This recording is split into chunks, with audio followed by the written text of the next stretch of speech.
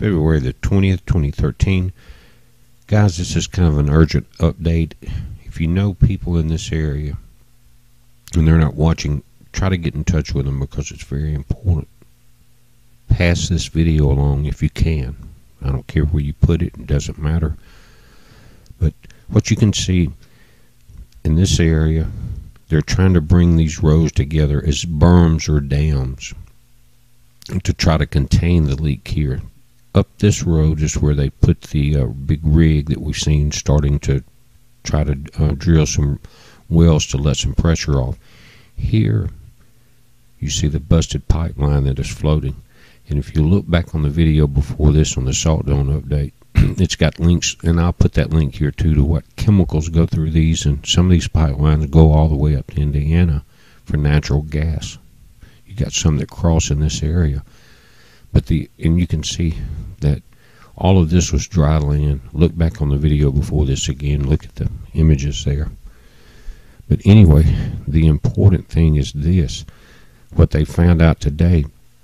Now, the experts are saying that more than 50 million cubic feet of gas are below the surface near the giant sinkhole. It says it covers over 2 square miles. That would go all the way under Corn Bayou, depending on which way it went, guys. And it says enough to do very serious damage. This came in at 5:30 this afternoon. It's February 20th. Now, it says Gary Hecox, a geologist with CBNI, says the gas currently covers over 2 square miles. The extent is not well defined. The gas across here is between 2 and 10 feet thick, around 50 to 60 psi in pressure. Said it is enough to have large volumes come to the surface very rapidly if it's uncontrolled. It's enough to do very serious damage to anything on the surface if it's not controlled. Goes on, in the last month, they've identified 20 new bubble sites on the western side of the sinkhole. That's this side. This would be west. This is south. Now, it says we believe this is related not necessarily to more gas coming up, but we can't exclude that as a possible contributing factor.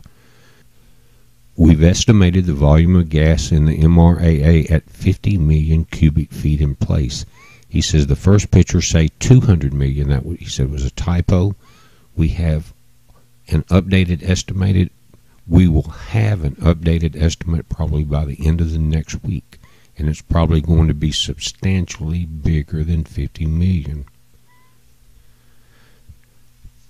I'm going to put a flyover on the website, guys, the new one today. But again, this is, if we don't know what kind of explosion, this is a whole new ball game for the entire Earth.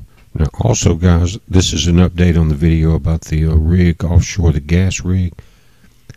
It says drilling specialists have been pumping heavy fluids into a gas well 50 miles off the Louisiana coast. That's in this area.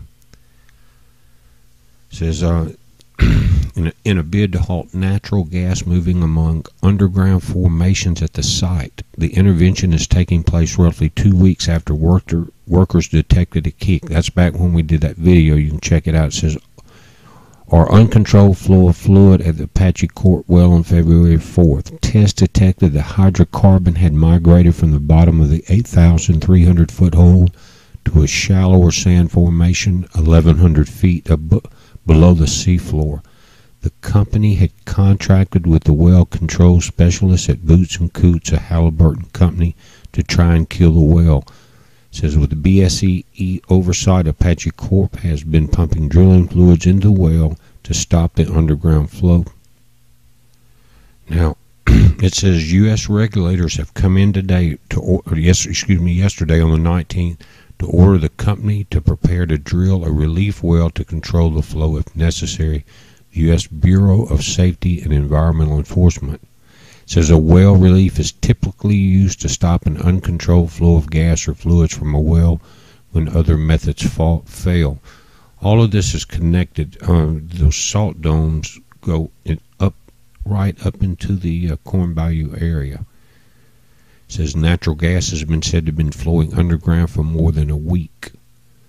It says Houston-based Apache spokesman Bill Mintz confirmed in an email response to Upstream that the well began flowing natural gas on February 4th.